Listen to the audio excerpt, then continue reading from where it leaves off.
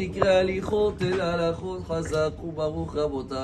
est aujourd'hui le 4 dans le mois de Tammuz. On est dans une paracha qu'elle porte son nom, Chokat HaTorah, ou Chokat HaPara on l'appelle. C'est cette histoire de vache rousse au début de la paracha que même si on va essayer de comprendre, on ne peut pas tout comprendre. Comme dit le roi Salomon, Amarti Ahkema ve'ir Choka Mimeni.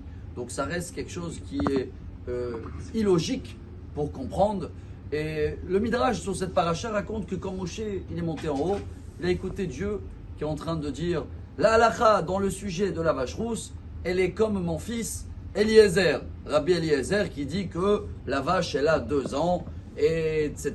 Et tous les détails qu'on connaît, pas des poils qui sont noirs et tout ça. Moshe Rabbeinu il dit à Dieu, c'est qui celui-là Rabbi Eliezer que tu cites son nom? Il dit comment Rabbi Eliezer? Tu ne connais pas son histoire, maintenant, il n'est pas encore né, Rabbi Eliezer, hein, mais Moshe Rabbeinu, il voit que dans les générations, ça va être quelqu'un de très grand. Il dit à Dieu, j'espère qu'il va venir de ma descendance. Dieu l'a dit, bien sûr. Remarquez bien que la première Mishnah, le traité Brachot, c'est le premier qui a instauré Rabbi Yehuda Hanassi. Quel est le premier rabbin qui est cité dans la Mishnah? Rabbi Eliezer. Tout le monde connaît la première Mishnah, Brachot. Mais Mata, quand on lit le schéma Arvit, Misha Kohanim Nichnasim, Lechol Betrumatam, Atsof, Ashmua Rishona, Divrei Rabbi Eliezer. Donc il amène les horaires, à quelle heure les Kohen, et à quelle heure on fait Shema, quand les Kohen rentrent pour manger la terouma. Donc tout ce qu'on fait aujourd'hui, l'horaire de Shema, c'est Rabbi Eliezer. Quel mérite d'être le premier rabbin qui ouvre toute la Mishnah. Quelle est son histoire? Voilà ce qu'on va apprendre aujourd'hui, parce qu'on connaît tous l'histoire de Rabbi Akiva qui a commencé à 40 ans, parce que le pauvre avant, il ne pouvait pas étudier. Mais on ne connaît pas l'histoire de Rabbi Eliezer ben Horkanus, qui le raconte lui-même dans Pirkei de Rabbi Eliezer. Il a écrit des livres remplis de Midrash. Et le pauvre, jusqu'à 28 ans, son père qui était un très grand riche, il a essayé de le mettre tous les profs. Tout, rien rentre. Rien, même labourer la terre, il n'arrivait pas. C'est pas qu'il voulait pas, hein. Son père il a donné tous les moyens. Mais il ne pouvait pas. Et il a pleuré. À 28 ans, il a commencé à faire des jeux.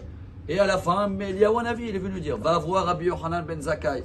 Rabbi Yochanan ben Zakkai, avec une patience infinie, il a commencé par Aleph, Bet, une halakha, une Mishnah, mais il ne captait pas, c'est pas comme Rabbi Akiva qui captait tout vite, mais il a commencé tard. Ça ne rentre pas. Il fallait qu'il reste des semaines entières sur une halakha.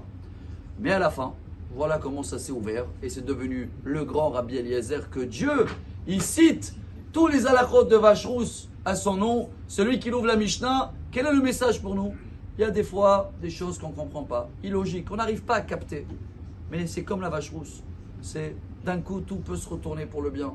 D'un coup, tout va s'ouvrir. Il faut juste avoir cette foi aussi, qu'il n'y a rien qui est compliqué, chers amis. Même si nous, on n'arrive pas, qu'on se rappelle toute notre vie de l'histoire de ce Rabbi Eliezer ben Horkanus, que comme la vache rousse, qu'on ne comprend pas comment d'un coup, toute la faute du veau d'or, tout a été pardonné. Oui, comment? On ne comprend pas. Situation en ce moment, on ne sait pas, tout le monde contre nous. Qu'est-ce qui va se passer?